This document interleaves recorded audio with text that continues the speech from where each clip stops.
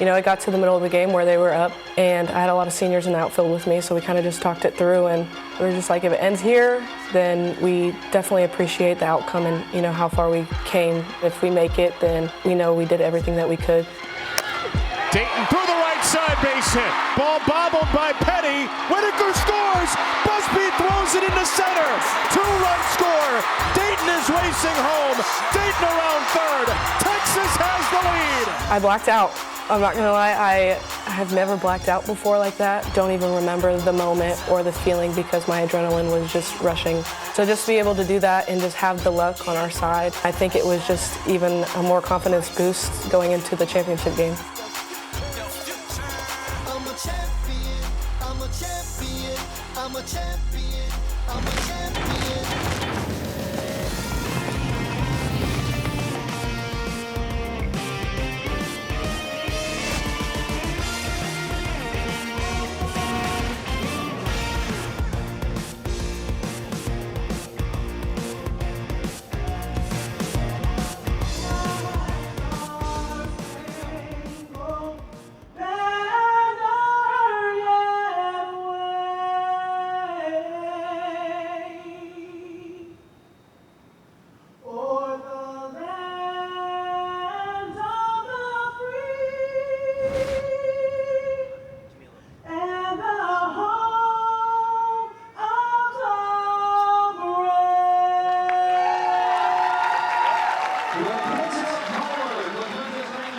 Final day, final game of the Lone Star State Invitational. First time seeing the Texas Longhorns today, 13th ranked team in the country, taking on the Tigers of Texas Southern. Thank you so much for staying with us throughout the weekend. Tyler Denning, Kat Osterman, story for Texas. They have their 2 wins. 2 came yesterday. They get over the bugaboo from Virginia Tech, the team that they had lost to on Friday night, but we've seen some really good Texas offense. We've seen some great offense, and it started on Saturday with Vivian Martinez. She was 5 for 5 on the day, a crucial home run against Virginia Tech, but she did it all. We saw her go to right center, left center, 5 RBIs in that game alone, not counting the nightcap against Abilene Christian. But while we've been talking about Vivian Martinez and Leanne Good, Mia Scott has quietly just been hitting .556. 2 RBIs on the weekend, but her speed and her bat have really been impactful for this and for this Texas club. And the bottom of the lineup, Alyssa Popelka, using the small ball, using her speed, hitting .500 this weekend. Really been able to place the ball, good barrel control to help Texas move runners and score runs. Was extra innings in which Texas lost to Virginia Tech on Friday night. Turn around, 8-2 against Virginia Tech, and then 8-0, a run rule victory over Abilene Christian. So 2-1, chance to bookend this weekend in the Lone Star State Invitational. One final matchup against Texas Southern. First time these two playing each other, obviously. Longhorns 10-2-1 on the young season. Texas Southern 1-9. They did get their first win of the season back on Friday to kick off the Invitational. 5-3 over Abilene Christian.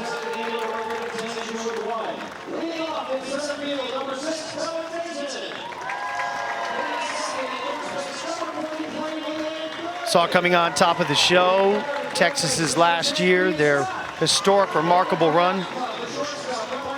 Ella Dayton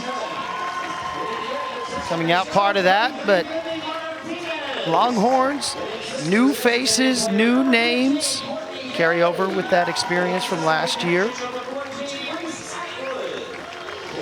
The experience at Oklahoma City was once in a lifetime feeling. Stages that you've been on thinking that they were the biggest you've ever been, no, nothing was compared to it. The atmosphere was just, in one word, surreal. I grew up wanting to play on that field, and being able to do that with my teammates and make history along the way was just amazing. We were overwhelmed with the amount of people that were there and just the fans, and just being there with the people that I played with throughout the whole season, and just to make it there was a great experience.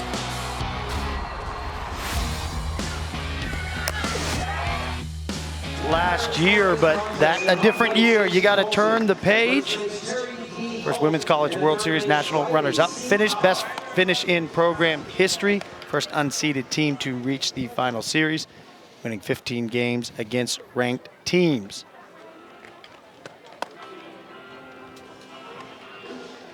Texas Southern lineup they trot out today: Richardson, Dodd, Haslam, Carter, Castro, Henderson, Martinez, Griggs, and Swinney for the team playing out of the SWAC under second-year head coach Raven Rodriguez. No safety bag in play today either. That is something that we've seen Texas Southern prefers. And in the circle for Texas, it will be Citlali Gutierrez. Saw a little of her last night. She's pitched 15 innings. It's her second game started. She has 2 wins, 1 loss. Opponents hitting 190, ERA 2.33. Kat, I think you're pretty well qualified in offering a scout on Citlali. Yeah, Citlali Gutierrez, a freshman. She's going to throw mid to upper 60s. You're going to see curve, rise, drop. She has a nasty off-speed curve that she uses to keep a lot of hitters off balance. Coach White opting to get her baptism by fire. Started the game against Northwestern opening weekend. Got hit a little bit. He wants her to learn from those mistakes, not plating balls as much. But we've seen some good things out of her in her relief appearances since opening weekend. So final game of the day, final game of the Invitational.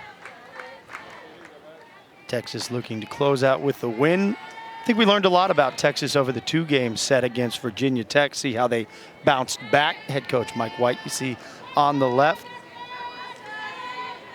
Could have easily come into today's game with an undefeated record in terms of playing in the Lone Star State Invitational. That blown lead we had heard from Coach White little yesterday, and also this team and how that sat with them.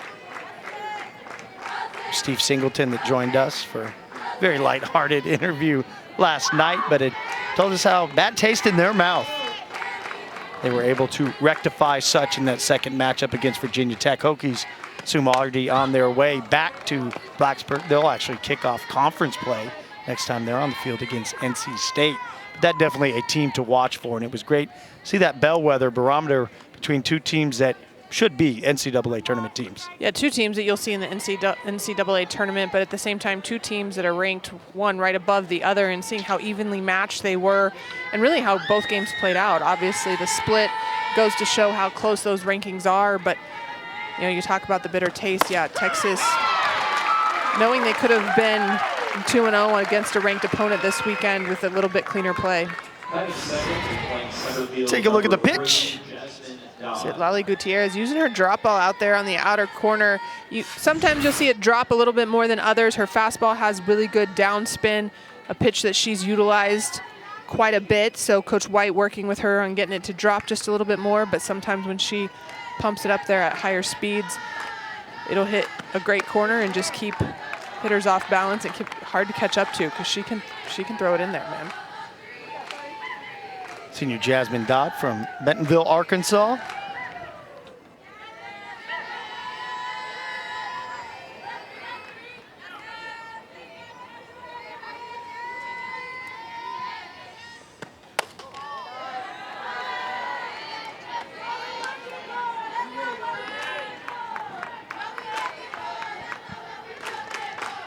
Gutierrez quickly behind Dodd after getting ahead of leadoff hitter Richardson.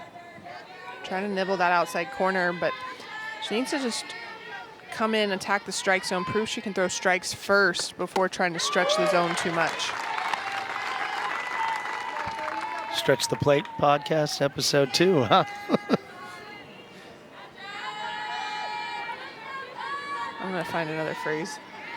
I like it. It makes a great point in pitcher dynamics and pitcher-batter dynamics and how you want to start the game and then how you can progress.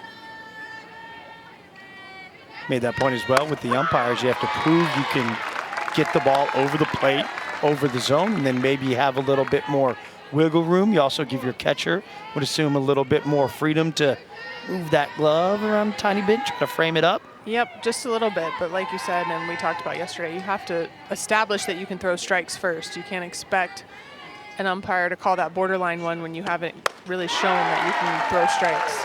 Throwing strikes first, 2 batters, sits another one down, Dodd goes down. We saw Citlali use her drop ball on the first hitter of this game. Rise ball right here by Gutierrez to retire Dodd.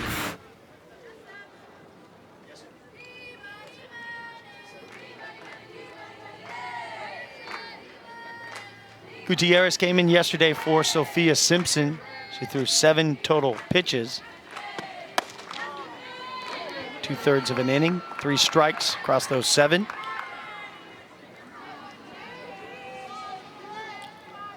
Taryn Haslam, the senior from Cedar Park.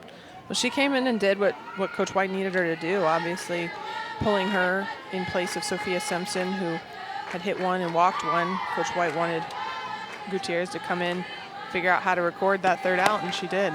Yeah, you had made that point. It was already a visit from Coach White. They had had the conversation and then came out again and decided to go the way of Gutierrez, who is the starter today, looking for win number 3.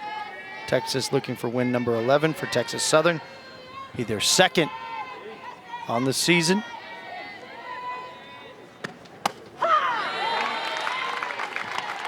All-time series, this the 15th meeting. Texas has won all 14 prior. Last meeting was on March 12th of 2021. It was an 11-2 5-inning victory.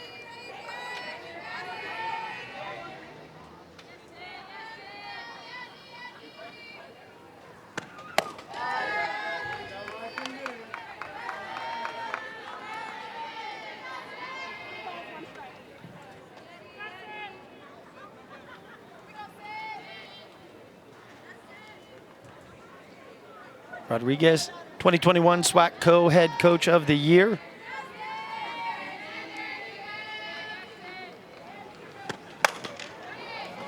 On the ground, fair territory. Mia Scott over to 3rd. 1-2-3 inning. Texas bats come to the plate. When we come back to Red and Charlene McCombs Field. Beautiful day. Finally some sunshine, almost 80 degrees. It's 78.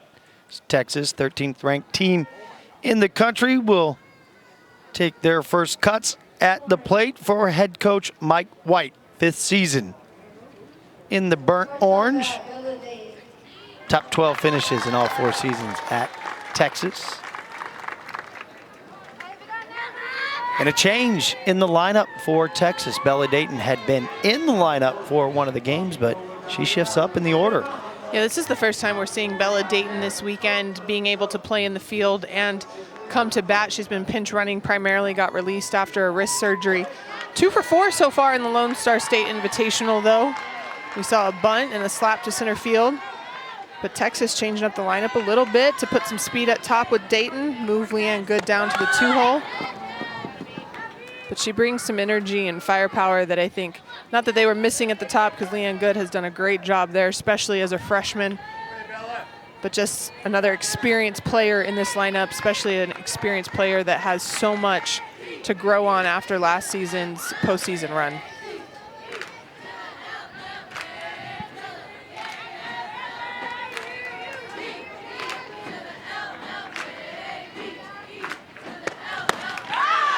Swing and a miss from Dayton. Jasmine Gendorf, the pitcher, in the circle. 5th start this season, looking for her first win.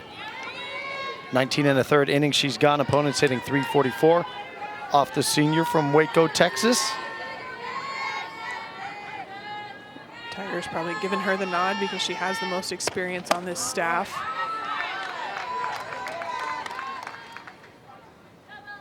Interesting enough, the Tigers just started their season last weekend, where everyone else started 2 weekends ago. So they're about 5 games behind most programs across the country.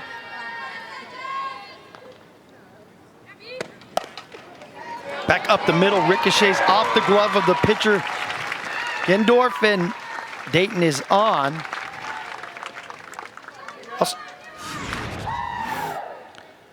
And we see Bella Dayton going to her slap. This ball headed up the middle. Haslam was actually shifted over right to where it was going to be if Gendorf hadn't taken a stab at it. But that's what Bella Dayton's up there to do, is use her speed and create some havoc. And she starts this game off with Texas having the leadoff runner on base. Freshman Leanne Good from San Antonio, Texas. Also, you look at the hitting numbers for Good. It's not just getting on base. She can hit. She has 22 hits. Tied for the team high with Mia Scott and Viviana Martinez. So Dayton, you mentioned the speed. We saw it last couple nights coming in as a defensive sub and then pinch running.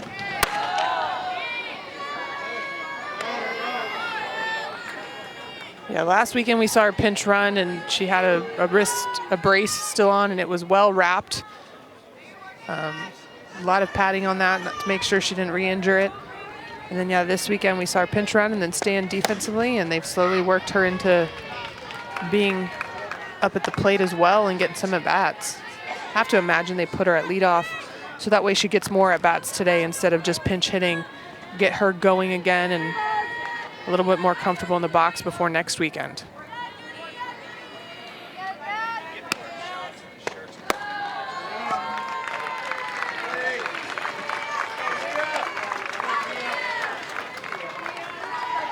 So Leanne Good, 4th walk of the season.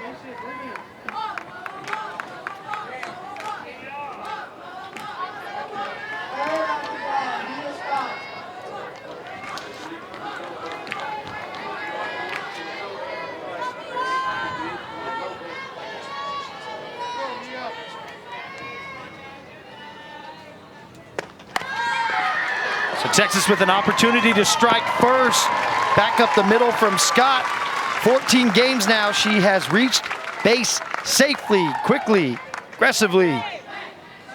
Hit number 23. We haven't seen a ton of small ball out of Mia Scott this season until this weekend. Really using her bunt game when it's there, being able to move runners, but at the same time, her speed allows her to reach safely. Saw Gendorf come off the mound, but there was no reason to even make a throw with how fast Mia Scott got down the line.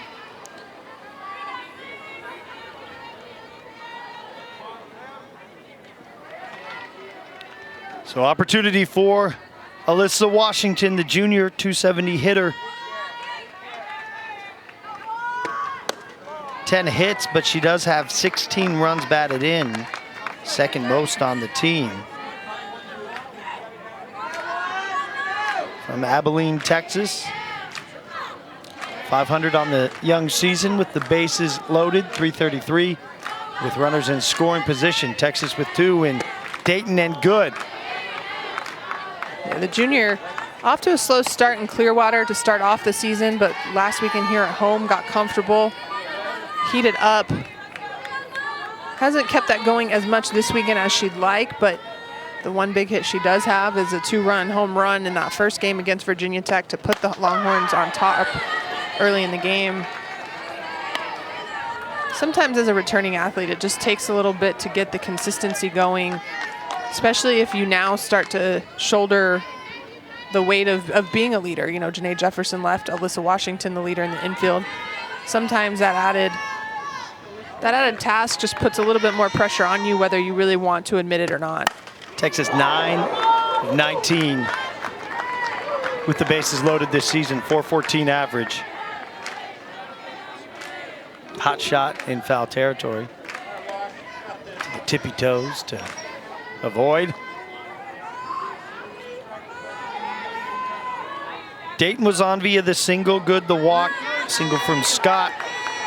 That Dayton ball glancing off the pitcher, Gendorf's glove. Can Texas capitalize with no outs? On the ground, in the hole between first and second.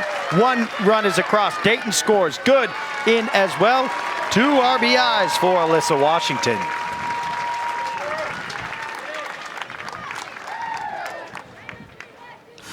Well, after ripping the previous pitch down the third base line, Gendorf goes a little off speed, low and out, but Alyssa Washington able to get just enough of it to squeak that through the 3-4 hole, get 2 RBIs. Doesn't always have to be a hard hit and the prettiest hit, as long as it does the job. So Texas in business with 2 runs. Already on the board, no outs. Runners on the corners for Viviana Martinez.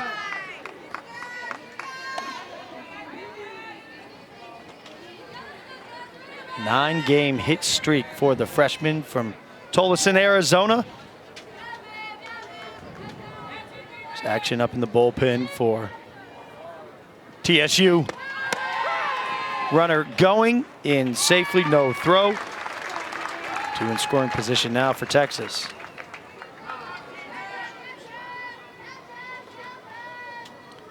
think that for the big key for Texas offensively today is to not necessarily lull themselves into sleep, so much to speak, because yesterday they scored 8 against Abilene Christian in the first and then didn't score for the rest of the game. Having a midweek coming up against North Texas and then another tournament next weekend. Coach White, Coach Singleton wanting to see them score early and often and continue that throughout the game. Back up the middle, second. Carter was tucked up, so did not have the time to react. 2 more in as Scott and Washington score. Martinez on a tear this weekend. We'll take that hit streak to 10 games as Vivian Martinez takes this ball up the middle. Another ball elevated in the zone. We've seen her do that a couple times this weekend, stay with that up pitch. But she is seeing beach balls this weekend.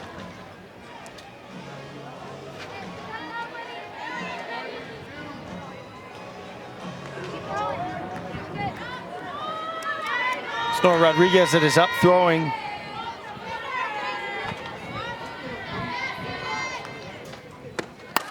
Courtney Day on the first pitch, base hit. Martinez stopping at second. Ball bobbling around, but Longhorns, every hitter has reached safely thus far.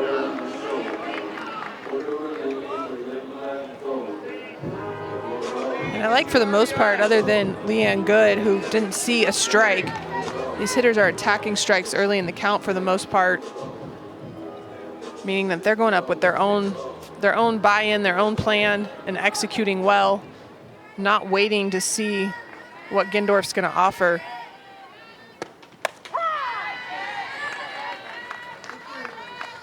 Strike 1 to Reese Atwood, freshman catcher.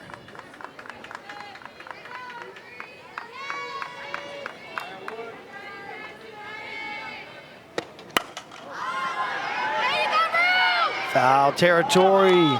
Carter legging it, but can't quite get there.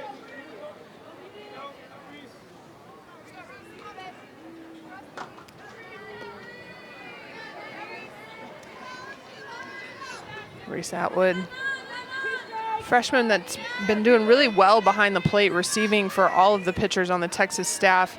Normally flipping in and out with Katie Simis, but Katie Simis unavailable this weekend. So she's had the primary catching duties in every single game for this Lone Star State Invitational. They get Simis back. Do you think it'll be still alternate? Yeah, I think when Simis comes back, they alter it. It also allows them to use one of them at first base. Keep doing that. You will stay in the lineup regardless. Reese Atwood leaves the yard. Second home run on the season. 3 more in for Texas.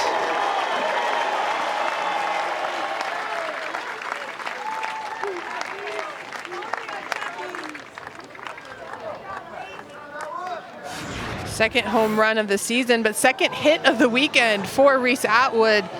Been struggling just a little bit, but this pitch up in the zone, and she stays through that one. No doubter, as that clears left center out there by the flagpole. So Texas 6 for 6. Lone player that did not get a hit was Leanne Good. She walked.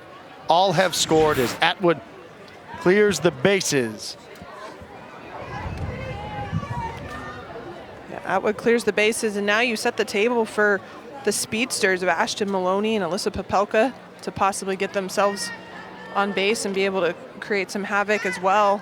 Texas hasn't even really had to steal or force base runners on the move so far this game.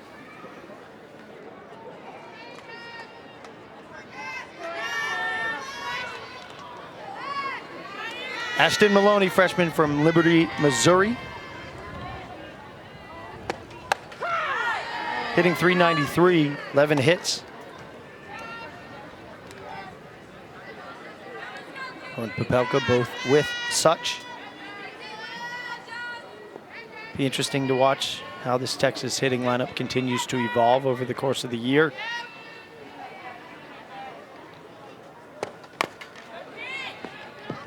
We've seen the last 2 games that Ashton Maloney has actually gone to standing in and swinging away The first 10 games or so, she only slapped, bunted a little bit. She can power slap, but starting to work on that third tool that she can have as a lefty by swinging away. 0-2 pitch for ball one. This is the weather we were looking for all weekend. I was about to say, Tyler, you got your wish. Now I'm hot. I know. I'm over here in a crew neck.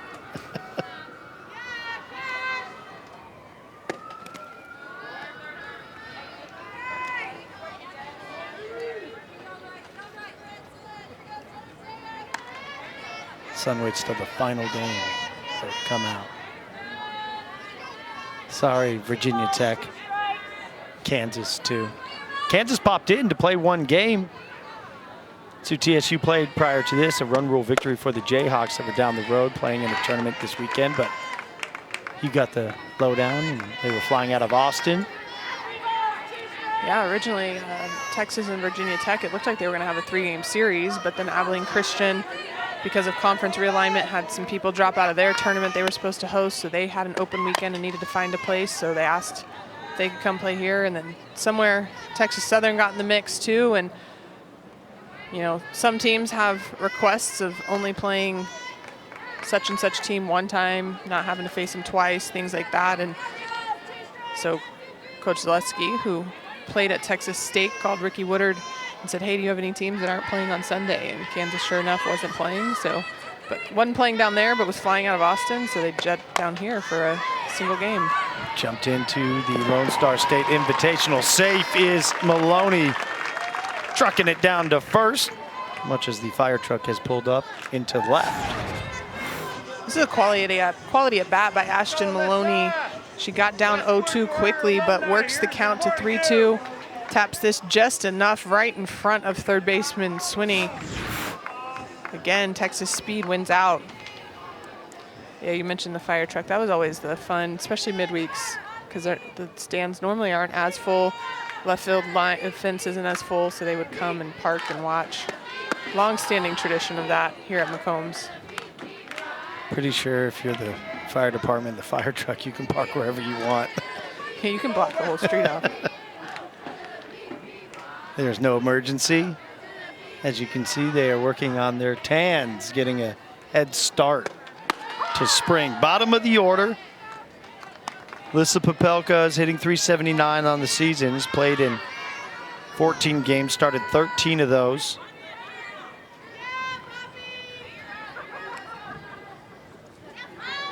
.29 at-bats, 11 hits, none for extra bases, 2 runs batted in. Runner going, sliding in safely is Maloney.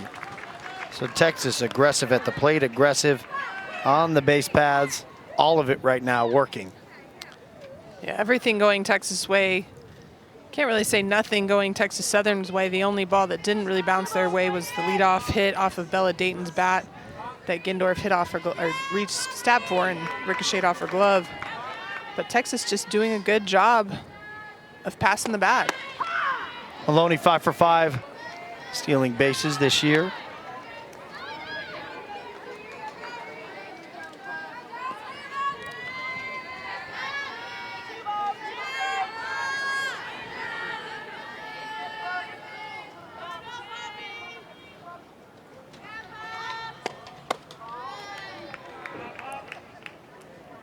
Your playing days, just give me a guesstimate. Runs scored average for Texas. How many runs were they averaging scoring when you were pitching? Oh, I have no clue, but I don't think it was much over 3, might be generous. We had a lot of one-run ball games. Just say that the game's changed obviously so much. The hitting has gotten so good, but what that is for a pitcher when you go out there like Gutierrez did, you throw a good inning, you get back in the dugout, see your offense go out there, and right now they've plated 7 runs. There's no outs on the board, but knowing, hey, what I can do when I go back out in the circle. Out to left into the glove of Griggs for out number 1. Yeah, as a pitcher, it's always nice to get a lead. And, you know, you talk about this 7 runs is obviously great because you can go out and really pitch freely. One mistake isn't going to cost you the game. But even we go to the first 3 games of this tournament for Texas, you know, going up 5-2 going into the 7th. That's a pretty significant lead if you're a pitcher to be able to usually pitch pretty freely as well. 8-1 in the second game of the tournament for them. Again, anytime your offense can put up crooked numbers, it allows you as a pitcher just to relax even a little bit more because one swing of the bat doesn't necessarily change the game. 1-0 pitch. Good walk scored. First time up. Dayton the first out after that line out to the left.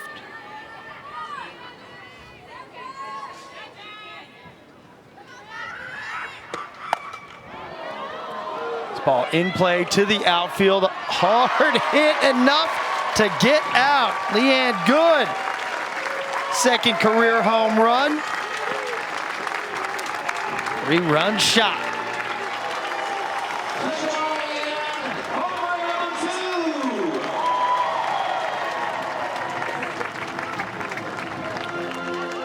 Well, after starting on a 10-game hit streak, she cooled off just a little bit, but we saw home run number 1 last night. This pitch right over the heart of the plate. Leanne Good gets all of it for home run number 2 for this freshman who's making an immediate impact in this lineup. Second home run of the inning, Atwood, and Good.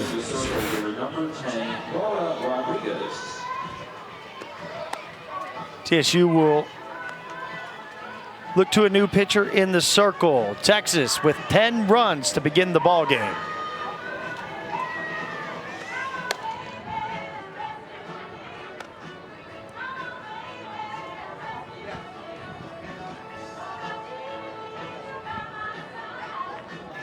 New arm in the circle, number 10, Nora Rodriguez, the senior for TSU.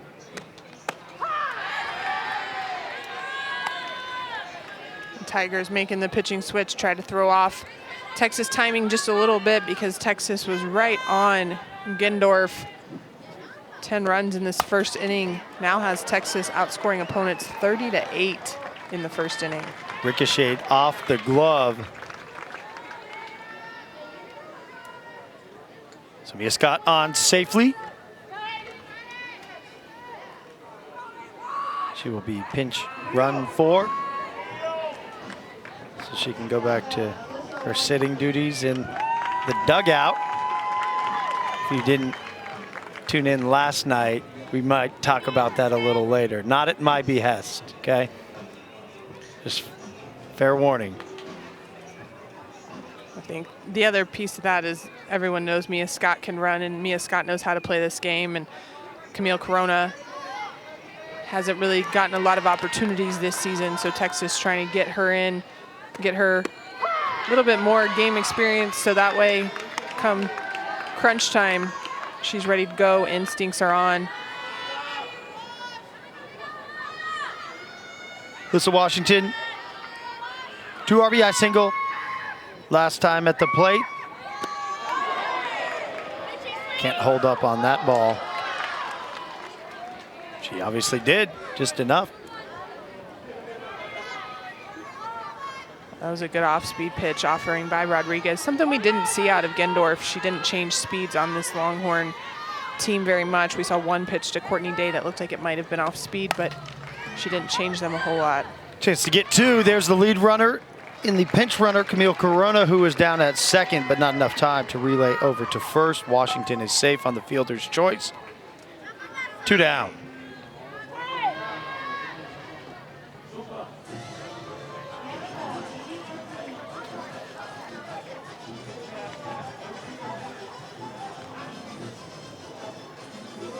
Senior from Coppell, Texas. Dallas-Fort Worth area. Smack in the middle of Fort Worth and Dallas. Rich softball area. Rich just sports area. Yeah, that too. Lots of. South Lake, Carroll, Coppell. Vanessa Quiroga So you were looking at coming in over at first for Washington. So Coach White and the staff using the opportunity to pull off the bench, work on some things with a 10-run advantage.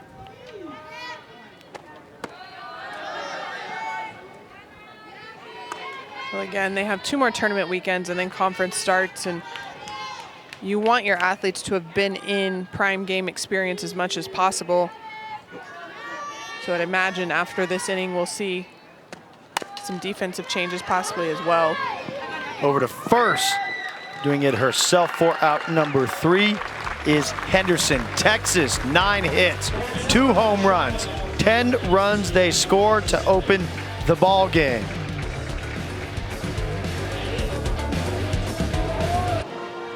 Big news for Texas Southern. They received a donation from the Houston Astros for their first softball and baseball stadium. Teams currently playing at local parks in Houston have been down there to a game and talked so much at SWAC level. Resources and access to resources, and you would think this day and age having the ability to just play in your own home ballpark. We talk here player development facility and what that's brought for Texas, but Texas Southern having a place that they can call home. Yeah, very beneficial from the Astros Foundation to donate that and help both programs be able to have a facility that they can call their own.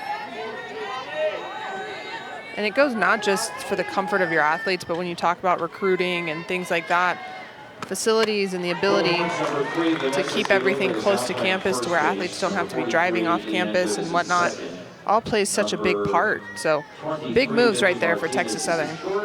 And resources so important. You talk even when we do it, a lot of the SWAC schools that we've covered over the years, you have one SID that's covering all sports.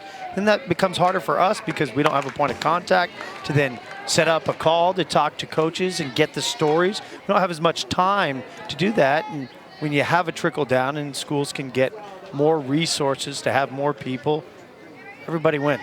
Yeah, 100%. 100%. But I think, starting with facilities is always one of those why financially it's a big responsibility. It's definitely something that athletes want. And, athletes want to feel like they can call something home. And, when you're sharing it with the city, it's not always something you can call home. It's not something you can go to, after practice, stay at after practice on Thursday night or go to on an off weekend and go get some work in, because it's not yours and it's not something you have access to whenever you need to. Jada Carter, batter at the plate.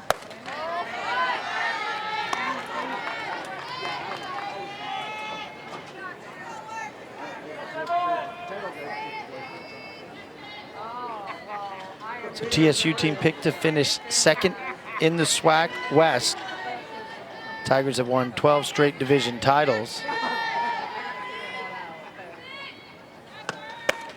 Kendall Food, Texas chased, named the preseason pitcher of the year. 3 players on the team, preseason SWAC honors as Gutierrez sits down. Carter, some good pitching herself. Gutierrez using this rise ball up in the zone. We've seen her get a couple strikeouts on that pitch. Being able to stretch vertically right now against the Tigers.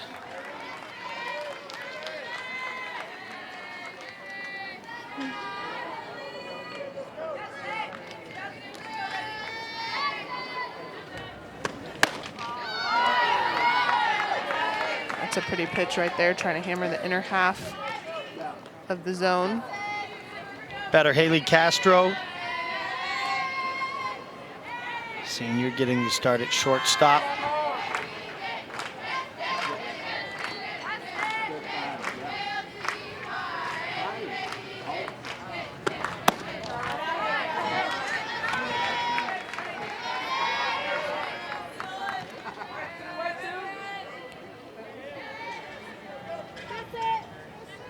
Hails from San Antonio, Texas.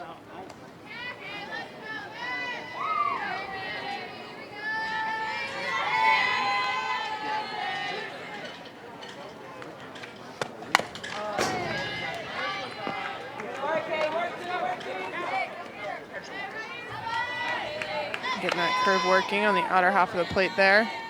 Tried to throw out the pitch before. It looked like it fell out of her hand. But Castro being aggressive and a 2-0 hitters count.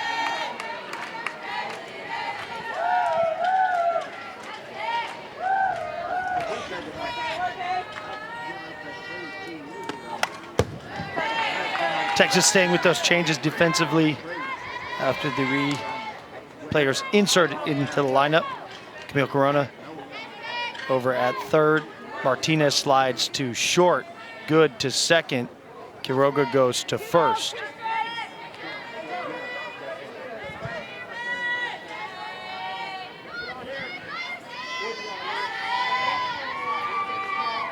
Two, one down. Fouled off.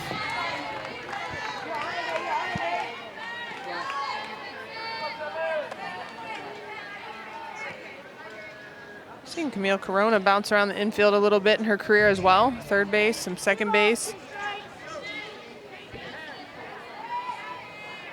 Texas getting her time at both right now. She filled in at second base last weekend for a couple innings.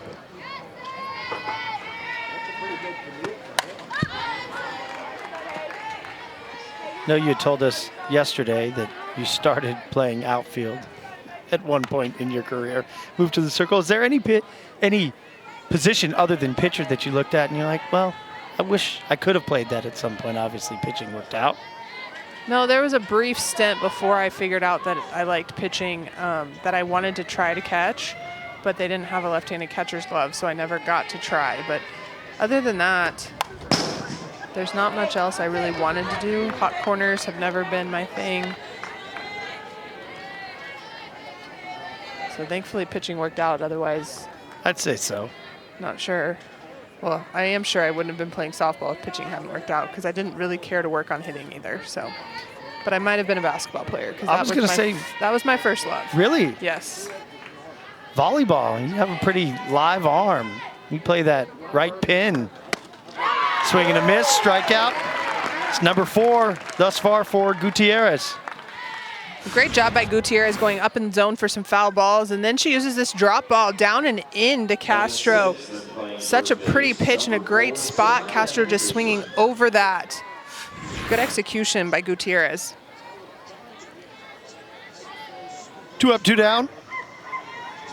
Sanaya Henderson will be the batter for TSU.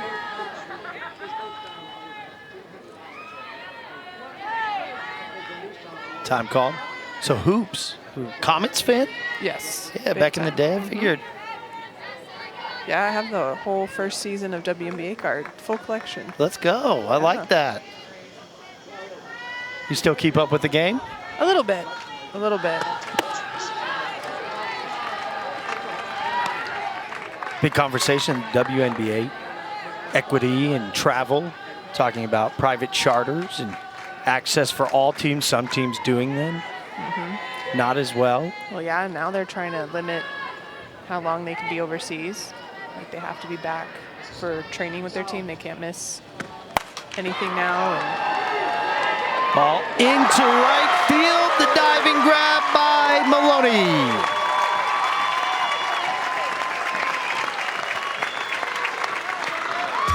Ashton Maloney gets a beat on this ball. First ball that's been out to the outfield, but the great defensive effort.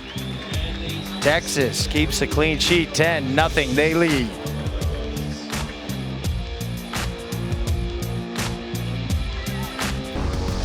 Texas in the first inning, they score 10-2 via the long ball.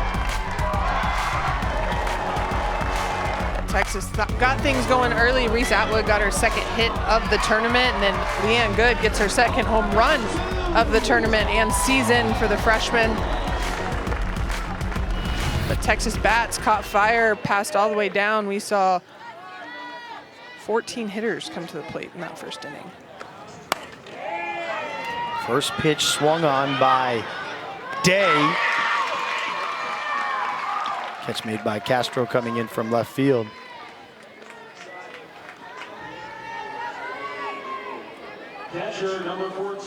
First inning for Texas, 10 runs, 7 singles, 2 home runs, outscoring opponents 30-8 in the first inning.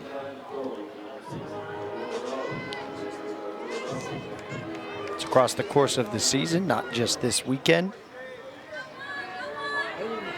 It really goes to the story that we've seen with Texas.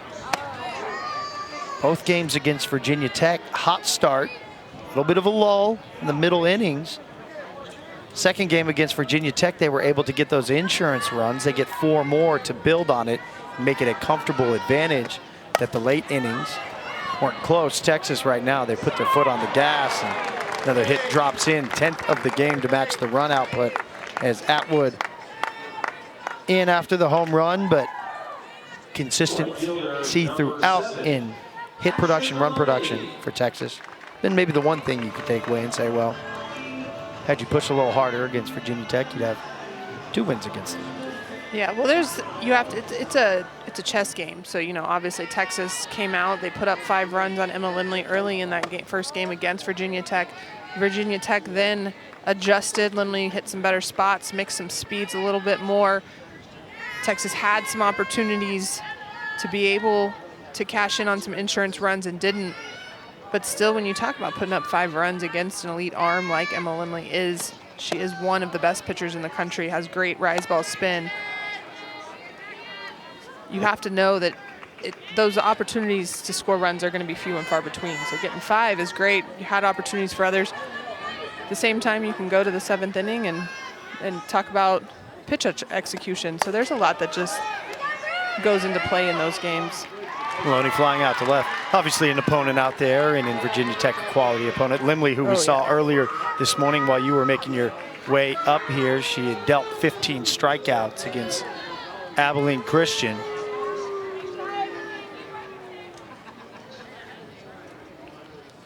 Texas going to let Lou Gilbert bat in the spot of Alyssa Popelka. Nice touch by Texas. You see the history makers celebrating Black History. Janae Jefferson on the back there, 2022. Done by the coaching staff. What an impact she had and will continue to have on this program, but on young players too. I would assume there are a lot of young black girls that look at Janae Jefferson and say, that's the player I want to be. Yeah, there are, and you know, I think that's, especially here in Texas, that's the cool piece. She walks around and there are, yes, black athletes that are like, I know her, I want to be like her, I want to play the game like her. And it's funny you say that because she posted, her and her mom actually posted it on social media this weekend. She got to meet Natasha Watley, and it was, she watched Natasha Watley and she wanted to be like her. And so it's being able to pass down that influence. If you see it, you can be it. And Janae Jefferson, I mean, she was it here.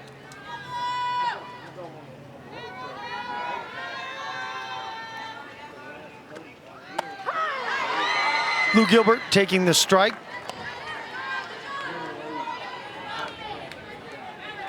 So far impressed. Rodriguez coming in, pounds the zone and mixed speeds just enough that Texas is off balance. A couple fly balls on that changeup off the bats of Courtney Day and Ashton Maloney.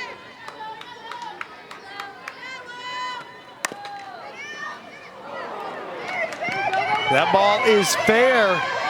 Trickling out to right field on is Gilbert, 2 in scoring position for Texas now.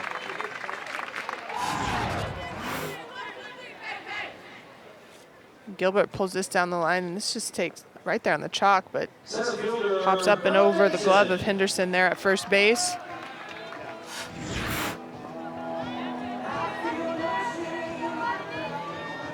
It's back to the top of the order, Bella Dayton. Texas 3rd time through. And here just the second. I'll say 2 for Janae Jefferson. Her folks, they were always here at the ballpark. And her dad was always so nice and so complimentary. After the game, he'd find me sometimes and say, I just love how you talk about my daughter. You guys are so nice. You love her. And they were a joy to have around. And obviously, she was so fun to watch, but just a great human being, is a great human being. Yes, she is. She's a great human. Her parents, obviously, great humans as well. I laugh because I feel like I was at the World Series and they were like the most even keel parents I've ever seen. You were going through more emotions than them? Probably. But, you know, they obviously were happy to see her there and finally get there. But going back to the T-shirts which sparked this, Texas started this tradition last year with the T-shirts, and they honored Lindsay Stevens on the back of their shirt last year for the weekend. Lindsay didn't make it down to throw out the first pitch like Janae Jefferson did, but Texas honoring their athletes during Black History Month each year. Third out, back up the middle. Texas leading 10-0. Third inning coming your way when we come back to a sunny Austin, Texas.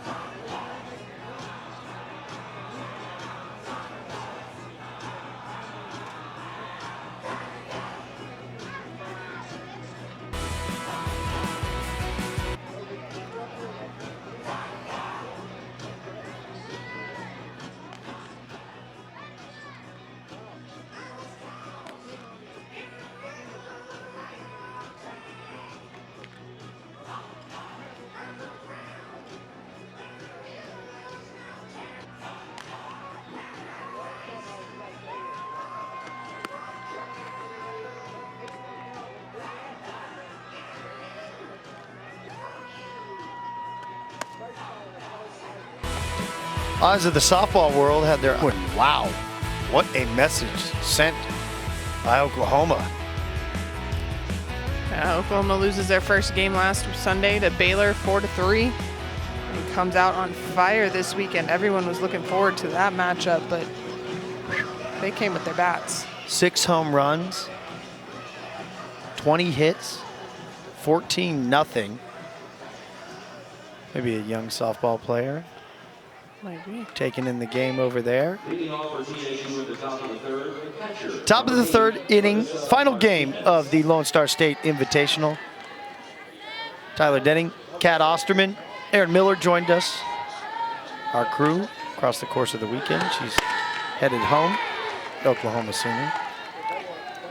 Safe travels to Aaron. Thank you for coming down and being a part of the weekend. 10 games took place here, counting this one. 7 you've seen here on Longhorn Network. 4 teams. Top of Kansas, who popped in for a one-off against TSU. Texas Longhorns looking for win number 3.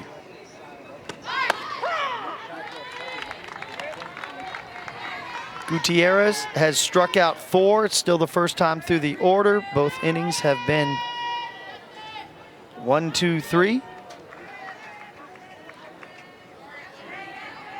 Marissa Martinez, the batter. Go ahead. Sorry. Just have to like that she comes out pounding the strike zone. Struggled a little bit to start the second inning after that really long offensive inning that Texas had. She was in the bullpen throwing, but still that was a very long offensive first inning. But coming out working ahead of Martinez here in the third.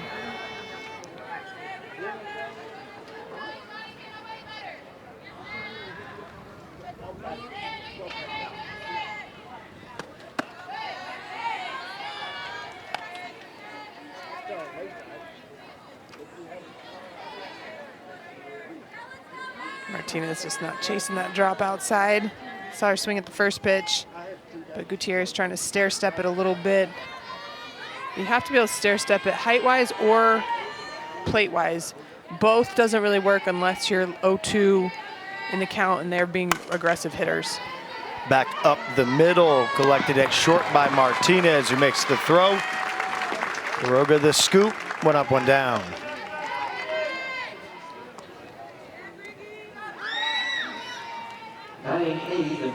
Some good range by Vivian Martinez right there on that play. Fielding that almost behind the second base bag. Seen her get to 2 or 3 balls this weekend up the middle like that.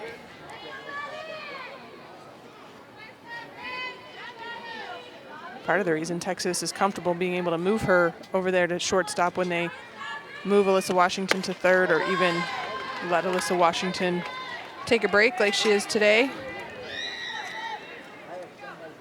Madison Griggs, the junior from Los Angeles, Texas. I didn't know there was a Los Angeles, Texas. Mistype. She is from Los Angeles, California. Okay. I didn't know there was either. I was going off the graphic, check the roster. She is from LA proper, as one would know. I know there's a Paris, Texas. There is a Paris, Texas. I had a Paris, Texas French toast platter when I had brunch earlier today in between games. Nice. I think there's a London, Texas as well. I think you might be right. Fun fact, there's a Mount Vernon, Texas, and Mount Vernon, Illinois is where my dad was born. So Oh, wow. there's- It's Mount Vernon in New York. No Los Angeles, Texas, though. Gutierrez initiating the swing from Griggs on a rise ball upstairs. Again, working ahead in the count. Coach White and staff have to be excited to see this freshman getting her work in, but efficiently. Drop, trying to make the throw, diving head first is Griggs.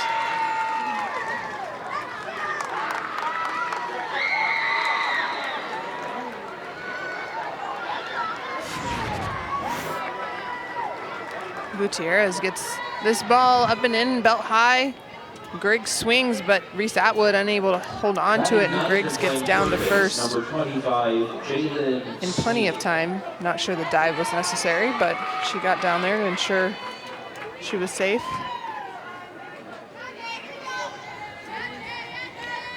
Jalen Swinney, final batter in the order.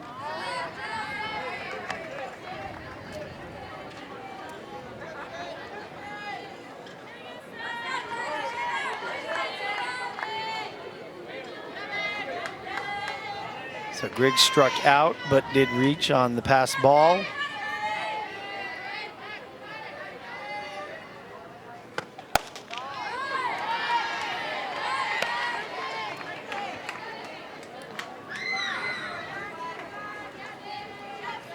Two pretty good pitches by Gutierrez, but home plate umpire Stacy Paulson saying those are missing outside. You saw Reese Atwood tell Coach White with her hand that those are out.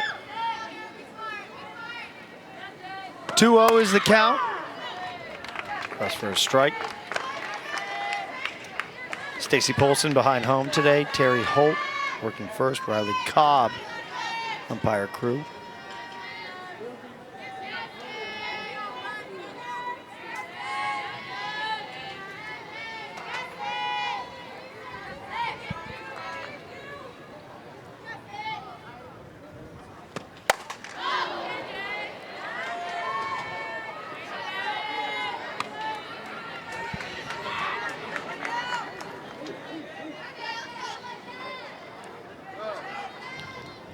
Swinney pulls that one hard foul. It's the most barrel the Tigers have found so far today. See if Citlali Gutierrez changes speeds just a little bit after Swinney pulled that. 2-2 off the glove of Atwood behind home. It'll take Griggs over to second.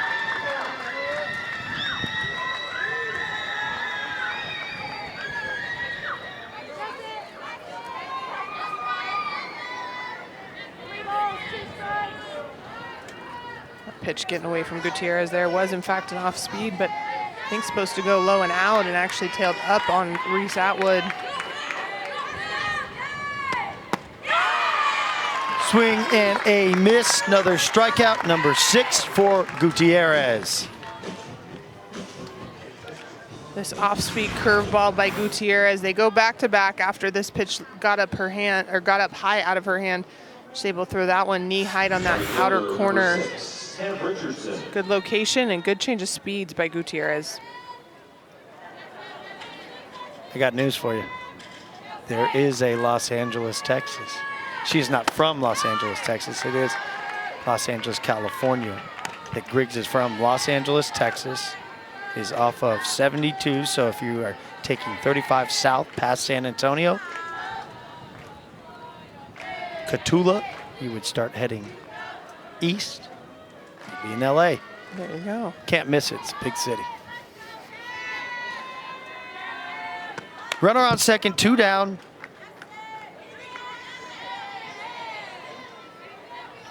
After the 6th strikeout of the contest for Gutierrez, second time through with Richardson at the top. She struck out looking first time up.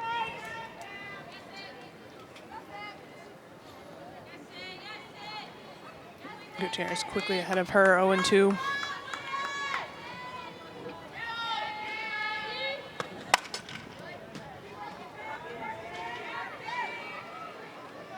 I will say early in this tournament, I was impressed with Richardson. She made a couple great plays out in right field in their first game of the tournament against Abilene Christian when they got their first win of season. She had some great catches. Played the short game, forced Abilene Christian to make some plays on her. A bright spot for this Tiger offense. 0-2, another strikeout. Number 7, Citlali Gutierrez dealing today. Texas up 10-0. The Texas Longhorns from college baseball royalty. The LSU Tigers out of the SEC, preseason ranked number 1. Skeens with a 12 strikeout effort. A home run for Brown. Cruz, that dude is as hot as it gets to the plate. Here we go, let them know once again. Yeah, you see me coming in, gotta show 'em I'm a Tuesday fighter. here in Austin. Also live here on LHN in the ESPN app. Number 1 LSU will be in town. That game is at 6:30. You do not want to miss that. Texas 3-4 after taking 2 of 3 against Indiana. You thought it was crazy when LSU came down here for football. I would think it's going to be equally as crazy for the baseball game. That will be Tuesday. It would only be crazier were it to be a 3-game set for the weekend. Well, I can only imagine LSU softball came last year for a 3-game series, and even their softball program travels well. Different breed of Tiger to the one that we are seeing right now, but it's Bayou Bengals there. Fans. There's a lot of fandom for LSU athletics. I was fortunate one time to be able to go to, do they call it Death Valley, right? No? There's a football stadium? Yeah. Yes.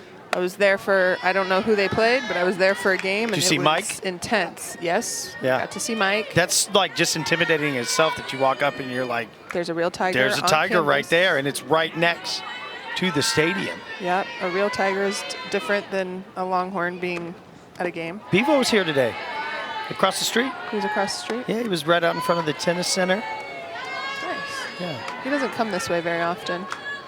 He never came when I was here, but I don't know if he has much jurisdiction on where he goes. Back up the middle. Leanne Good. Yeah, he was out there. nice. Demarking between both. Busy athletic weekend. Third baseman, number 28, Camille Carvalho. There he is. Yep. Well, you know, with both baseball and softball going on around the same time, you can get quite a few fans that get to interact and, I guess, take your picture with Bevo. Yeah, look.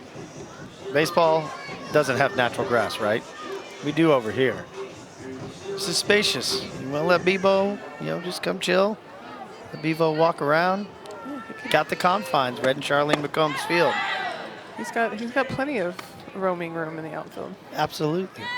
He's got 200 down the line, 220 to the power alleys. You interested in that, Bevo? Come on down. You're always welcome. On the ground, no chance for 2. Carter takes it over to first to get the out. Corona in the lineup, continuing on over. Craziest environment you ever played in outside of Oklahoma City. So just a natural away environment. Norman was pretty gnarly to play in. Semi-hostile environment to play in. Semi? Quite a few. I think we had a couple parents almost get in fights. My best friend, who was our center fielder, had a 9-year-old tell her he'd seen a better arm on a chair. Jeez. Yeah, she said she turned around and was like, he's 9. There's no way. Points for creativity. I mean, chairs do have arms. Yes. But But yeah, We went there. The first one I remember, I think we played them at home for conference series that year, but we went there for regionals because it was after 9/11. So travel stipulations were different. So us, A&M, and them all were at the same regional in Norman. We were the 1 seed, if I remember right. They were the 2 hosting. A&M was the 3. Our first matchup against them, we ended up losing. And I just remember one of the few times in my career I think I heard everything anyone yelled from the stands or whatever. And it was just one of those that you remember and you have to learn from really quick. Ball bounced off the glove of Castro, throwing over to Henderson at first, who couldn't secure. That allows Good to tour around and get in for Texas's 11th run of the ball game. All right, let's go positive. Who were the friendliest away fans that you played under, where it was like, hey, I like going there. They're complimentary? That's a good question.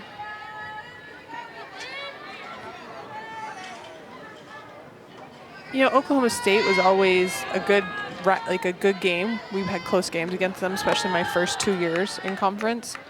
But their fans weren't obnoxious or anything. Like they respected good softball. The other place that, again, Big 12 fans now are going to be like, what? Nebraska. I've heard a lot. I've been to Nebraska. I've done games in Lincoln. Their fans always knowledgeable as this ball does get past the right fielder battle.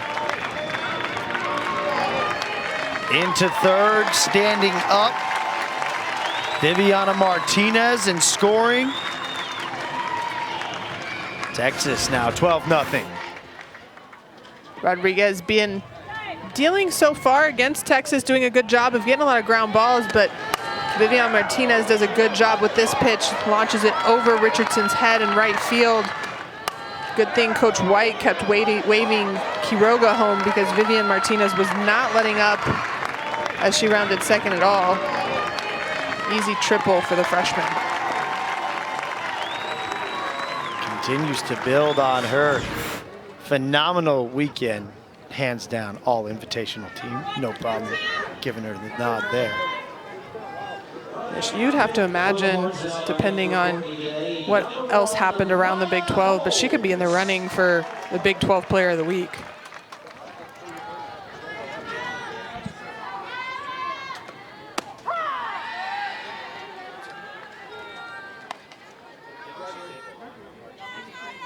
But yeah, back to Nebraska fans. I think Nebraska loves baseball, softball, and they just respect the game and respect opponents. So that was always another fun place to play. I know on the football side, back when Nebraska was really, really good, that fun to go into. The environment was always great, but respectful fans that could understand. Former Big 12 opponent. A couple of those former conference foes. Missouri, who always, felt like it was always good. Como. Yeah, we just never played well when we went to Missouri. Yeah. So it was hard to say that they had great fans because we didn't, that was like the one trip that it was never an easy trip for us. Was there a reason? As this one shoots through the gap. So Texas going to the bench. Maya Holmes comes in, laces one into the gap. And everything working, 14 hits, 13 runs scored.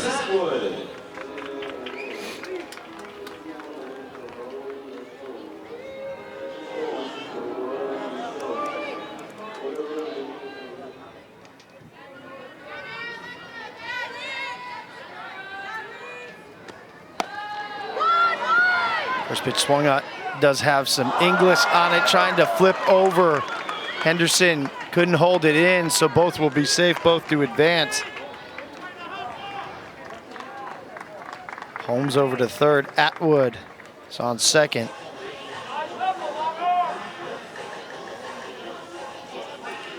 That a little cue ball off the end of Reese Atwood's bat. Unfortunately, Carter just trying to rush a play that she didn't need to. She had time. See the Tigers calling time, regrouping.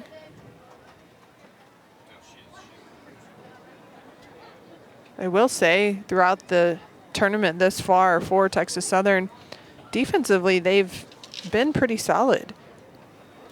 I mentioned seeing Richardson make a couple good plays in right field. Middle infielders have made some good plays as well. 2 errors in this inning. The error at short, that was earlier. Quiroga's at bat. Then the error over at first by Henderson. Just saw there. Just 1 out. Texas already with 3 runs.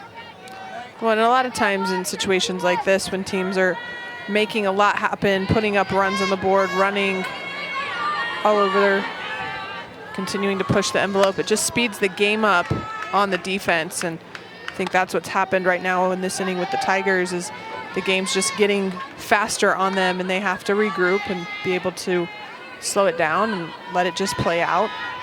But again, that's where you see them call time and come together, and I have to imagine that's what the discussion was. Bailey Brandon, batter at the box for Texas. Sophomore transfer from LSU. Hometown of Leander, Texas, I'm sure. If they have the time, they'll be out supporting. She'll be over taking in the baseball game on Tuesday night. I would say she might have some friends over there still from LSU. Texas back in action Wednesday night. We'll be out here for that one against UNT. You gotten a look at UNT in the postseason last year? Yeah, they were in the Stillwater Regional that actually Alex Loeb and I called.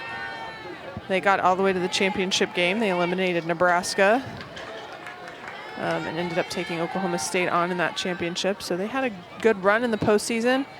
If I remember correctly, only graduated 1 senior, so have majority of their roster and the experience of postseason back. They had a really good freshman in the circle, Skylar Savage, who threw a gem against Nebraska in their night game. So excited to see what Wednesday's game is going to look like against Texas. Payoff pitch, 2 in scoring position. Brandon laces it into right field. 1 more in.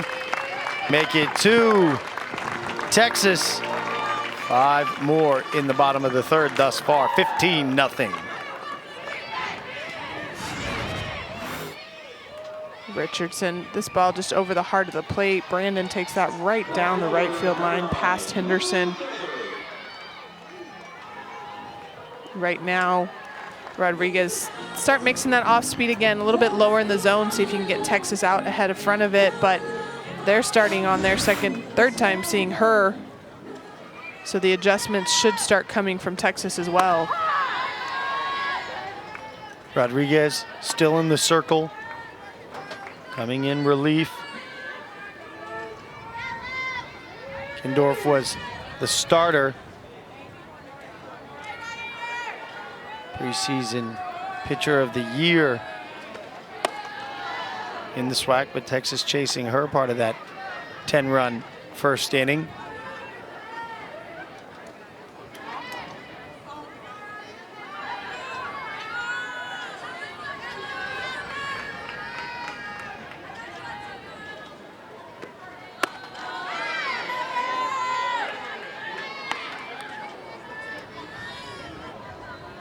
See Rodriguez continuing to try to hammer the outside corner, change her heights just a little bit.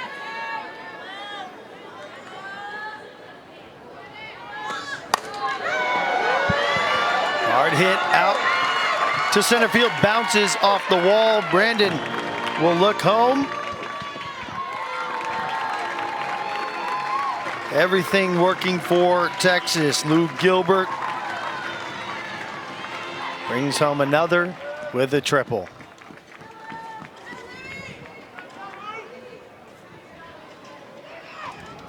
Center fielder, Bella Dayton.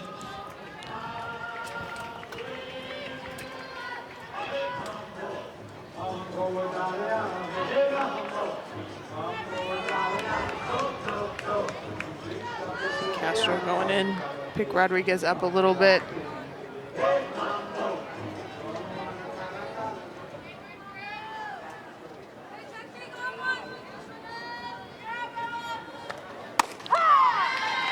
Top of the order, Bella Dayton.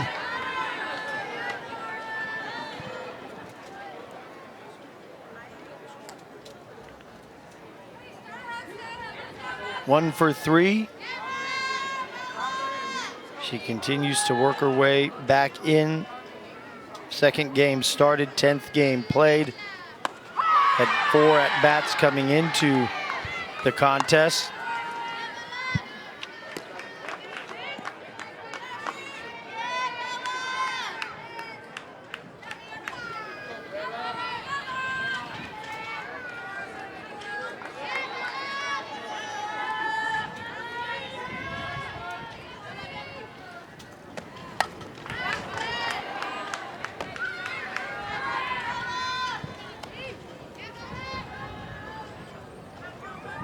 Again, Rodriguez getting ahead, and she's been able to get 2 strikes on a lot of these Texas hitters and just not put them away, but you also see she stays to one side, so Texas starting to really split the plate and attack that middle to outer half. She hasn't come inside, especially to lefties, much.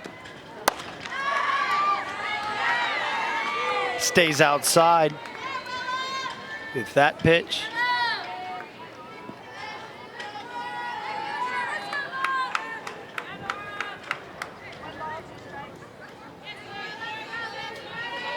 One and two. Might have heard conferred by home plate umpire Stacy Polson. Ready to go. Rodriguez back up the middle. Brings home another run off the bat of Dayton, Texas. 7 now in the inning, 17-0.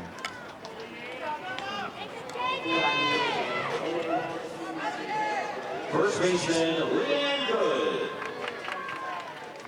Looking like we'll have another pitching change for Texas Southern. Pitcher will warm up. Introduce you to such when we come back. Longhorns 10 in the first, 7 here in the bottom of the third. 1 out. The sun is shining here in Central Texas, the capital city of Austin. Red and Charlene McCombs Field. Layla Bell coming in, junior from Los Angeles, California, taking the spot of Nora Rodriguez. 1 out on the board for Texas. 17 hits, 17 runs. Bat around in 2 innings this game, in the first and now in this. Out at second after the flip is Dayton.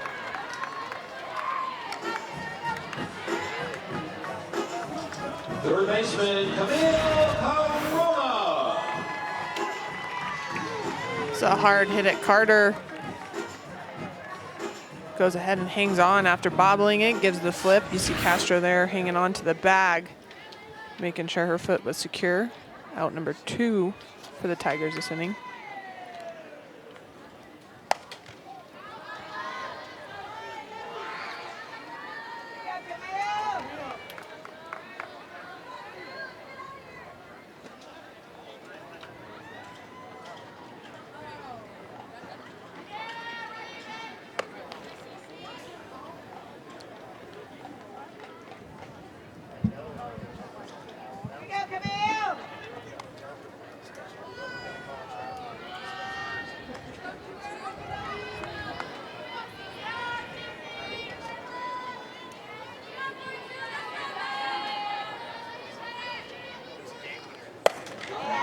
Back up the middle.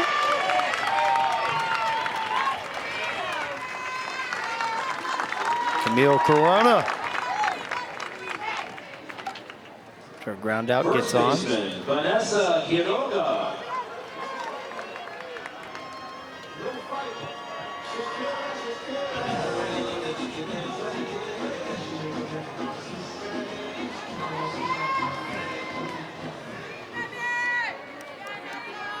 Quiroga 0 for 1. Reached via one of those 2 errors in this inning. Critical errors that would have gotten Texas Southern out of this much earlier. They are at short. Both on balls that were going over to first base that could have been outs. Hard hit ball out to the wall, bounces at the track. 2 will come in. Quiroga makes it, 1 comes in. Thought the initial wave was there from Coach White, but Texas holding up. 18 now on the board. Shortstop Vivi Martinez.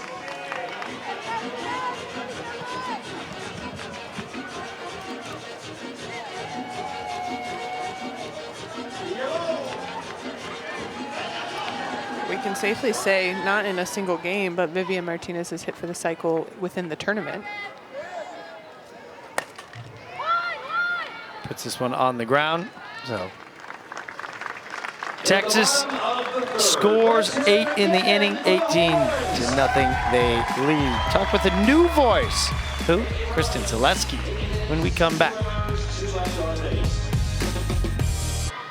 Number 13, Texas, 19 hits, 18 runs in the game thus far. Top of the 4th inning. Usually Mike White would join us, but we've passed the headset around.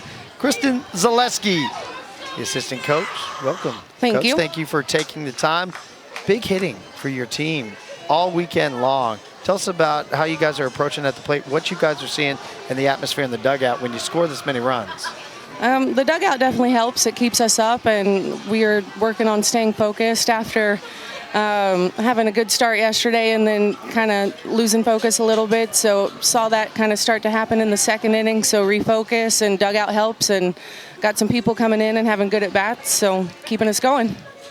Coach, just talk to us about, obviously you've moved around in the coaching game a little bit. So talk to us about being here at Texas. How's it been? How have you adjusted? Obviously, we have a half a season under your belt, but talk to us about that. I love it. I love it here. Have played here a lot through the various places I've coached at Temple, at Corpus, OU. So happy to be back home and happy to be on this side of things. Coach, thank you for the time. Thank you. Texas State grad in 2004. She has quite a playing resume. She was, I think, the first 2-time All-American at Texas State. She was in the national team program for a little while as well. Played professionally in the MPF. Her and I actually teamed up in Rockford, Illinois on the Rockford Thunder. But she was a tremendous player, had tremendous speed, made some of the best catches I've ever seen in the outfield, but at the same time competitive as all get out. So you know she brings another competitive attitude and person into that dugout and on that staff.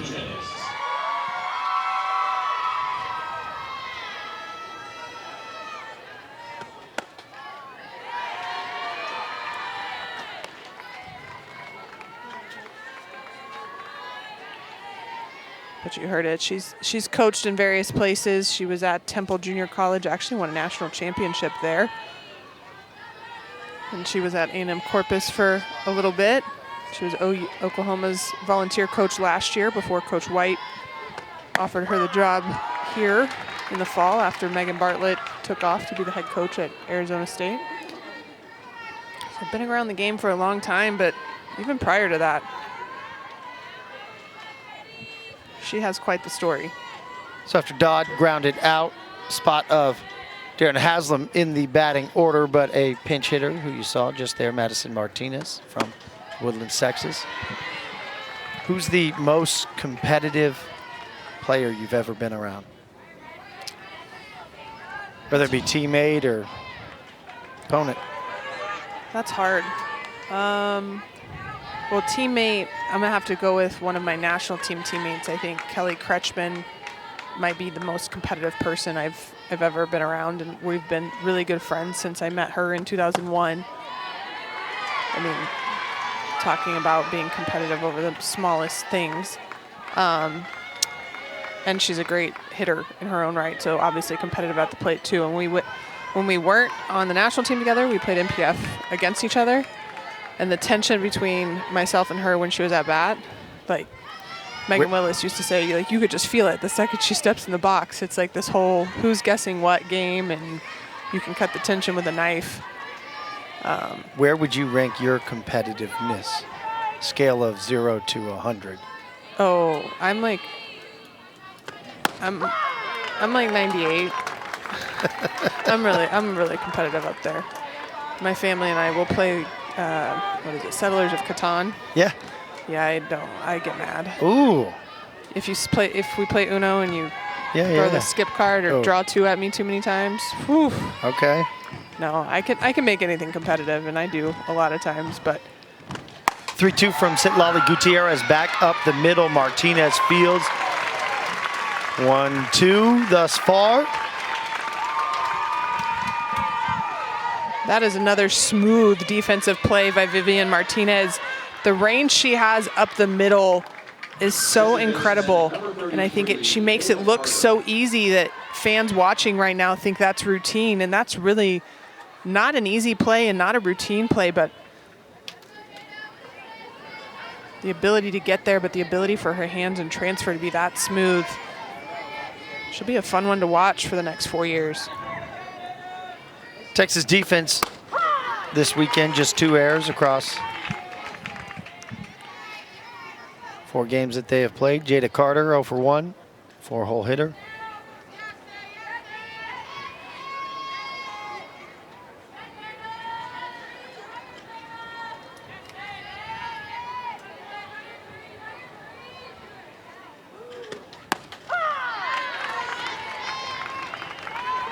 Gutierrez using that outside corner again. Get herself 0-2 against Carter. Defense has been solid behind her, but you talk about only the 2 errors all weekend, and Coach White talked to us about that early this week of how he wanted the errors cleaned up, mainly in the outfield. He knew that the infield on time to time is going to make an error, but he really wanted the outfield errors they had to be shored up, that they shouldn't be happening. They should know where to throw the ball. If we get to it and it's on our glove, we should be catching the ball. And they've really been able to do that this weekend, even with mixing their infield and outfield around quite a bit.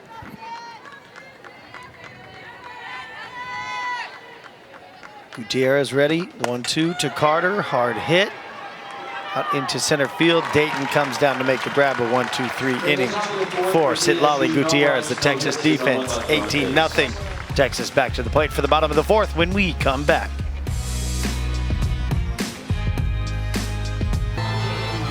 Last night, Texas busted out a good luck charm.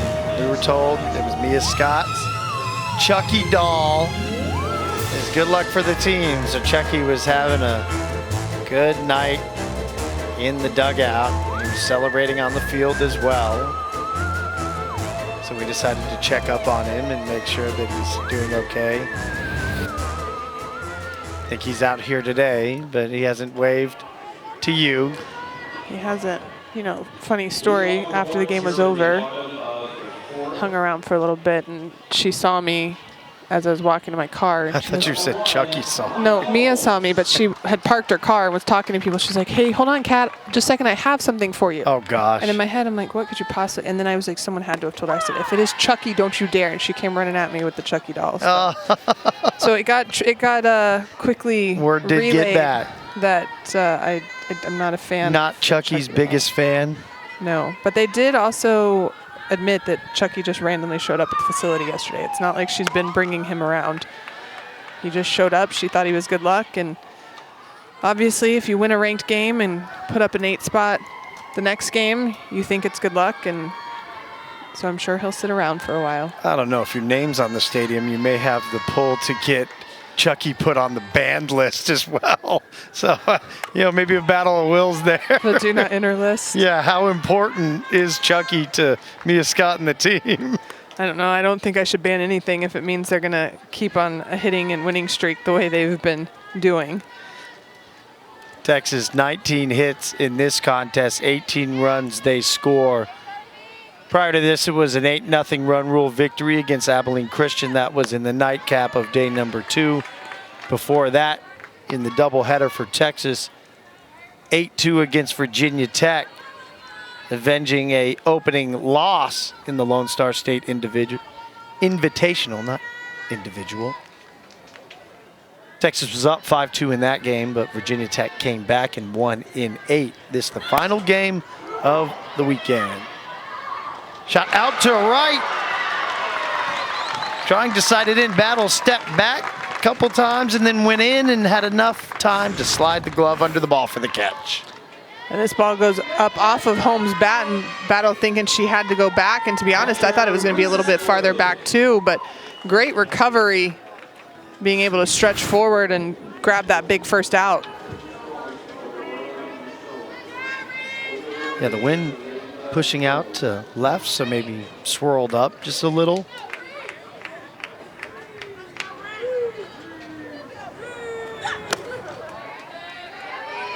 So Holmes out.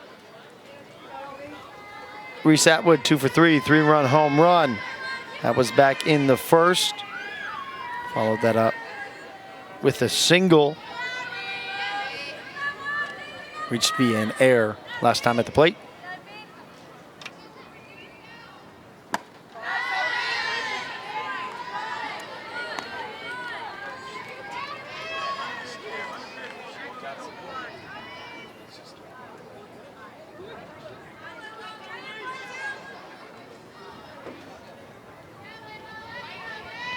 Looking down the offensive lineup, obviously Texas not pinch hitting for Bella Dayton since she hasn't been in the lineup this season until this weekend, but the 3 freshmen, the other 3 that aren't getting subbed out, getting them plenty of at-bats to get acquainted to this season, and Reese Atwood making the most of her 4th one right there. Yeah, Texas zeroing in on some records.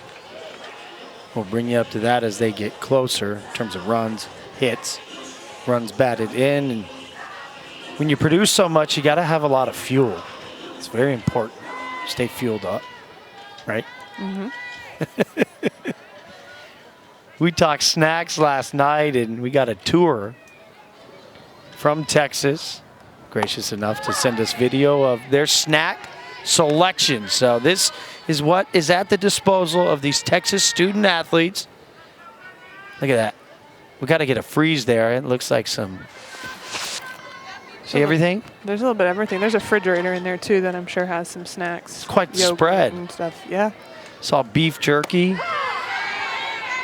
I think that's the benefit these days of just the growth in athletic departments, is the fact that this is now readily available. So in between classes, or if they come to practice early or in the middle of practice, you know, maybe lunch wasn't heavy enough, you can go in and grab something, and not just grabbing, you know, the chips that you brought, but having healthy snacks on hand.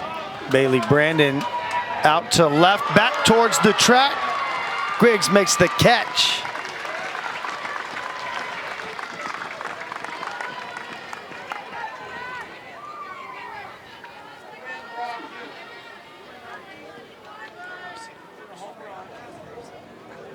Left fielder. Wind's heading out there towards left field, but Griggs does a great job of continuing to run. She never hesitated. She knew that looked like it was over her head, just tucked her glove, reached out at the last second. Big catch right there by the left fielder.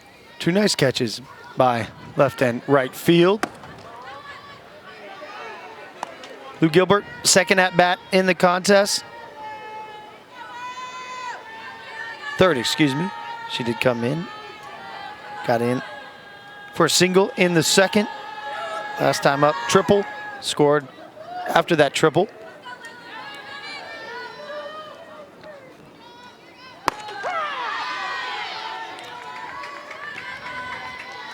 Bell tucks that one in there. If you take a look here, I thought this was great. Look on the left. There's the balanced meal cheat sheet. There's some pretty good snacks in there. I'm not sure where everything falls. This looks like one of the healthier snack selections I've seen amongst a lot of D1 programs these days. But I like that the nutritionist still making sure Texas eats healthily. Have you been to the tank? The facility that they now have? It's a very different eating facility to eat for the teams, all the teams here at the university over in their the new dining hall, north end zone. Yeah. I was able to go there. I came back once to speak on a panel to the women athletes, and we got to eat in there. And yeah, it's much different than Behind Jester? Behind Yeah. Dining Hall and Jester that we used to eat at. And even that was, just the selection was more, but even a little bit healthier. So, but I do know Texas has a staff that is committed to the nutrition piece, and they take that incredibly seriously and make sure each team's equipped, whether it's with snacks or you saw the balanced meal cheat sheet, that they are given the education they need, so that way there's no excuses as to what your nutrition looks like or what you're capable of putting together. Texas has tied a program record, that 21st hit from Gilbert. Dayton just reaching via an error, so 21 is now a tie. Was against Tarleton State back in 2021. Program record for runs is 23. Program record for runs batted in is 22.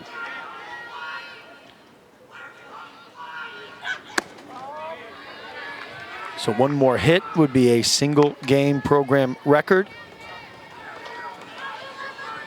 Take a couple more runs, 5 more to tie. But the base is loaded. 2 outs.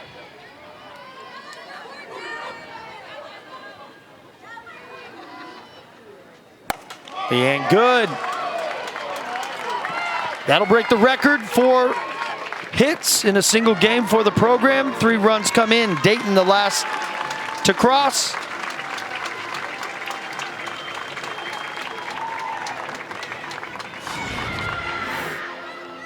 Well, Leanne Good picks up right where she left off. Hot hitting streak. 3 for 4 today, but this a 3-run or a 3 RBI double into that right center gap. What's impressed me the most is Good's able to bunt. We've seen her just hit ground balls when that's needed, but truly she hits gap to gap, so you can't play her one side or the other because she will be able to successfully figure out how to adjust. Big piece of hitting by the freshman. Atwood, Gilbert, Dayton were the 3 that scored. Good remains on second. 22 hits, most in a single game in program history.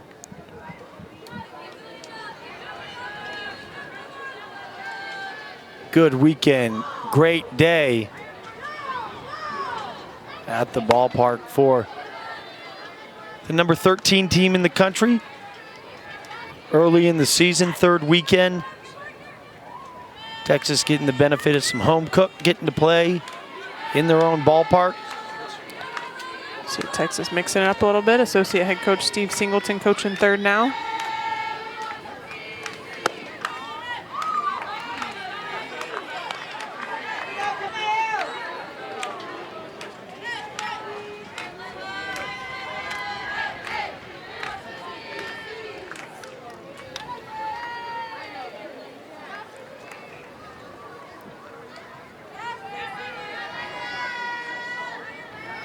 Two-one pitch. Shallow left field. Runner being waved, coming home. Good.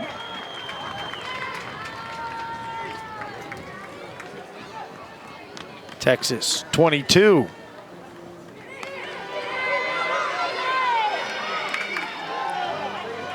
Had a ball off the end of Corona's bat there, but obviously with the power that Texas has been swinging with, the Tiger outfielders playing a little bit deeper. So that kind of falls right in between shortstop and left field. Sometimes you'll see a left fielder be in position to make a shoestring catch there.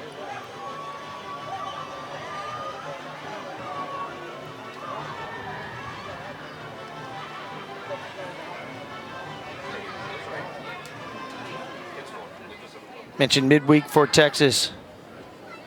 Be UNT, 6 o'clock. That first pitch slated. Then the Longhorn Invitational. Ball back behind the netting. Decent effort. Didn't call for a fair catch. So. Longhorn Invitational will have Tennessee State, Louisiana, McNeese State, Princeton, and Louisiana. All the Texas games will be live here on Longhorn Network. After that, game at UT Arlington, then the Bevo Classic. So fans giving the event staff a hard time because the event staff is supposed to collect foul balls. He's going to do his job. I don't think he has much of a choice there. You're not going to back down the mob. We were talking about this last night. It is very expensive if you let every foul ball go, but I think if it's a young fan that gets it, keep it for the young fan. Into the glove of Haslam at second. That the third out. Texas gets 4. They break the program record for hits in a single game. They have 23. That's the new mark.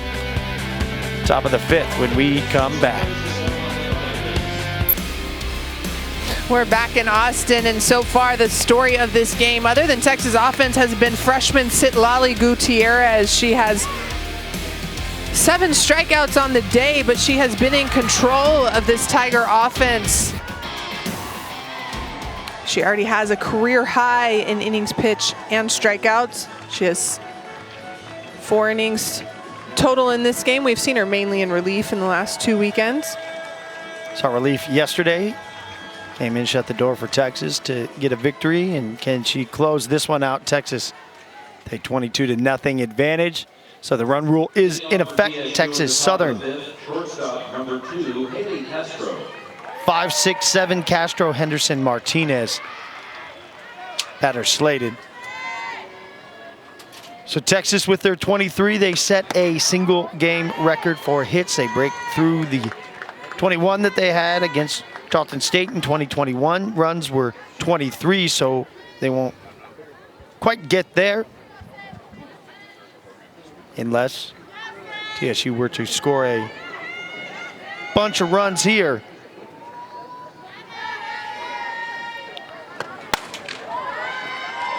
On the ground, 2 short, 1 up, 1 down.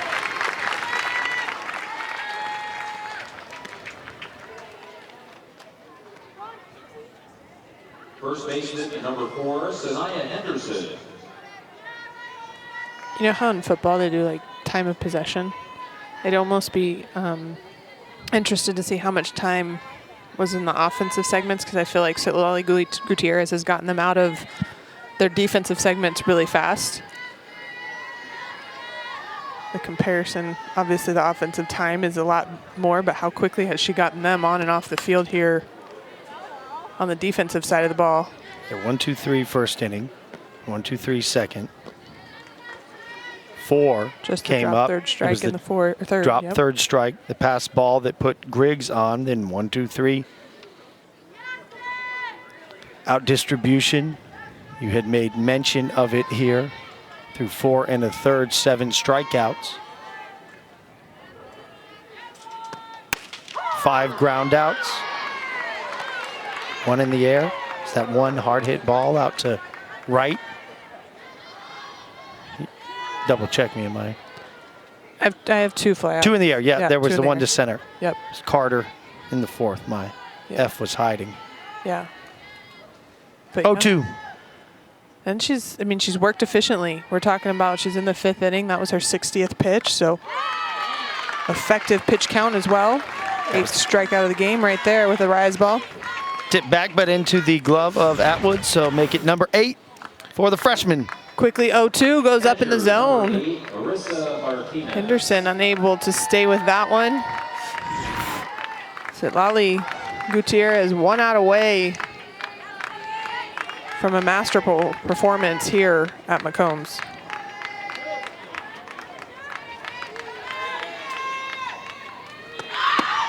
Martinez, the batter at the plate. Marissa has grounded out both times to short.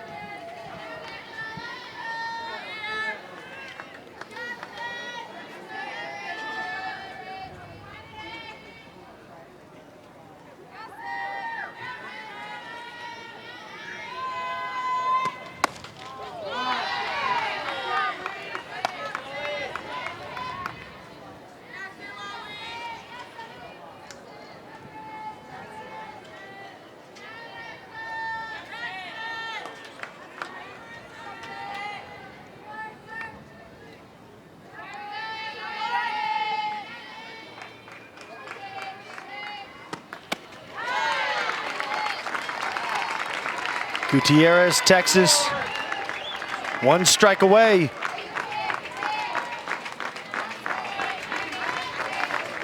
So here the Texas fans, the 2 strike, 2 out clap to end the game.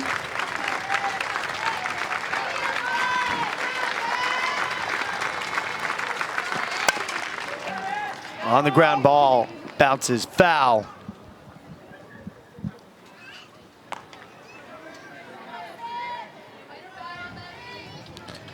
Martinez doing a good job wasting that pitch, not going to go quietly.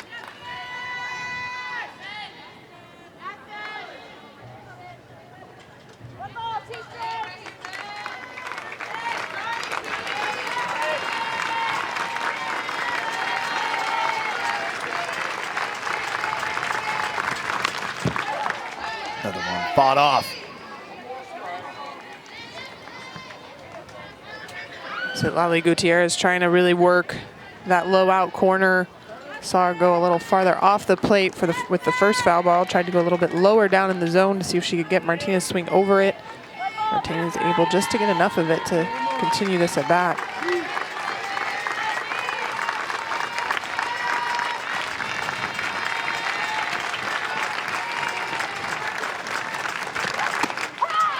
Strikeout, a no-hitter for Citlali Gutierrez.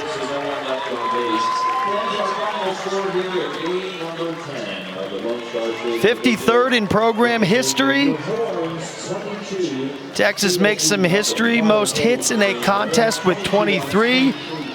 And how about that for the youngster, freshman Citlali Gutierrez gets the start and throws a no-hitter. Yeah, the freshman was so efficient. We talked about it going into the 5th with only 58 pitches thrown. Made the most of her outings, pounded the strike zone once her team got her a significant lead. Again, set season records for herself, career records as a freshman in innings pitched with 5 complete, 8 strikeouts. But really never, only 1 ball really was hit hard off of her all day. Defense backed her up.